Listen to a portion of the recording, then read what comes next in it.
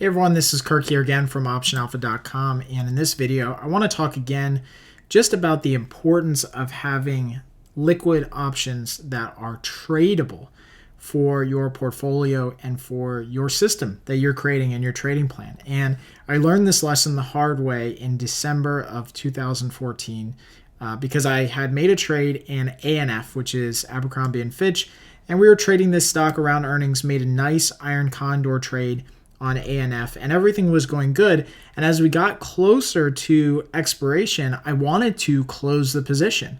But what I found was that, again, the liquidity or lack thereof of liquidity in the market was so low that no matter what price I put in, I could not get filled. And so I want to go through some of those orders here today just to show you how many orders we tried to place. In fact, I even tried to overpay for getting out of the trade, kind of deliberately putting myself in a bad situation just to see if the market would fill that order.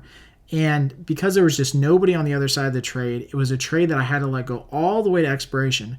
And thankfully, it was a profitable trade, but it could have gone completely against me, and I would not have been able to get out of the trade. So it kind of proves again the point of having high liquidity and very active securities that you need to be trading in your portfolio. So on the screen here is my Thinkorswim platform, and I went back 300 days from that date and just kind of looking at all the different trades that we made in ANF. And you can see as I scroll down here that our only fill and order history was the actual entry of the trade. So you can see that opening trade to close. And this is going back 300 days. So this encompasses everything. I'm not hiding anything, trying to, say that I didn't get filled. No, I only got filled on just the opening orders to get into this security. But then you can see, and that was on, that was on 11/7. Okay, so that's when we got filled on the security, which is 11/7. Now, what you can also see is that we tried to get out of this trade on 12/4, 12/3, 12/4 again, 12/3, 12/3, 12/3.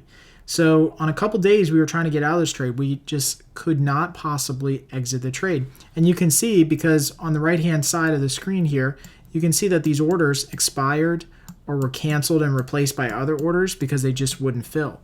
And in fact, at some point during the day, we actually entered a trade to get out at an 8-cent debit. And when the market was trading around 6 or 5 cents to close out the position, you can see a lot of the prices that we were going for is about 6, 5 cents, 4 cents at one point we tried. But at one point during the day, we actually tried to get out of the trade just saying, hey, you know what, we're going to overpay to get out of this security, hoping that somebody would come in and kind of release us from the trade and kind of bank our profit. But even in fact, trying to overpay for the market with just nobody there didn't end up closing out the trade. So again, this just really goes to show you that if you want to create, again, a very profitable business around trading and making high probability trades, a requirement of doing that has to be liquid options, because you can get into a great trade like we did in Abercrombie & Fitch and ANF. We got into a great trade.